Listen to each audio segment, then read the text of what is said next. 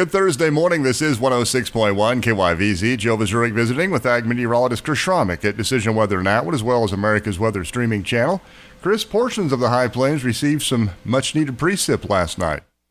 Yeah, Joe, we talked about a disturbance that would be coming out of northeast Colorado and western Nebraska during the overnight hours, and it did, and it brought shower and thunderstorm activity mostly to southwest Nebraska, and then when it got to around the Trenton and Stratton areas, it kind of grew down into Rawlins County, popped up some thunderstorms around Atwood, and then as that moved off to the east, we saw a cluster of thunderstorms along Highway 36 that went through Norton and Phillips County.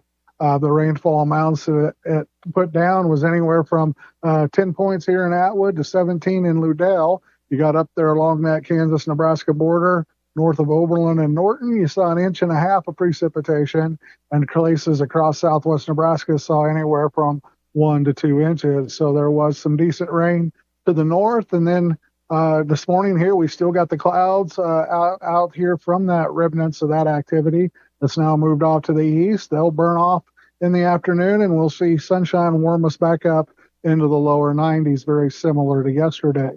We continue to have this southeasterly flow with that high-pressure ridge sitting right over the area from Ogallala down into the Texas Panhandle, and that moisture will be in place for another disturbance to come out of northeast Colorado this evening that could take a track further south, and it looks like a stronger system, so showers and thunderstorms are probably likely along Highways 36, 34, and I-70, and we could have some locally heavy rain. Not expecting severe weather with this activity. If it was severe, it would be out there in Colorado before it crosses the line here in Kansas and Nebraska this evening.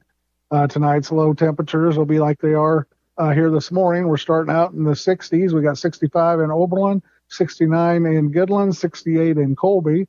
Again, that southeast breeze at 10 to 15. Tomorrow afternoon, we'll warm up into the lower to mid 90s as we start to see things dry out. That ridge will start moving eastward. Our winds will start turning to a southwesterly direction tomorrow evening, tomorrow night. So that air will be drier out there in Colorado. Don't expect any storms there Friday evening to make it across the border. And then on Saturday, with that southeast westerly flow, we'll see the hot day with temperatures climbing up there into the upper 90s.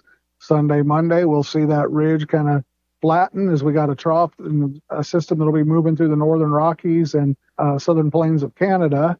And with that flattening of that ridge, that'll put zonal flow over the area, bring back the showers and thunderstorms in the evenings and overnights, Sunday night, Monday, and Tuesday. Looks like that'll carry into Wednesday when a strong cold front and trough will move through. And that'll keep our chances for rain coming and put our temperatures after a 98 on Saturday, 95 on Sunday, dropping into the upper 80s, low 90s for Monday and Tuesday, back to around 94 on Wednesday. And then behind that front, Wednesday night and Thursday, rain will continue, and we could see some 70 and 80 degree temperatures in the month of August. Chris, as we get into the first couple weeks of September, what are extreme long-range models looking like?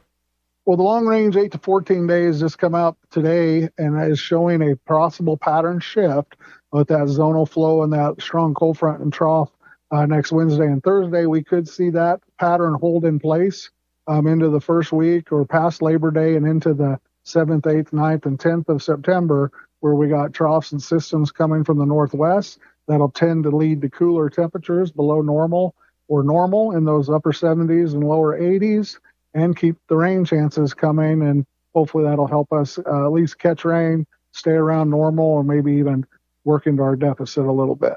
Once again, that's Ag meteorologist Chris Schromick at Decision Weather in Atwood, as well as America's Weather streaming channel. For KYVZ Radio, I'm Joe Vazurek.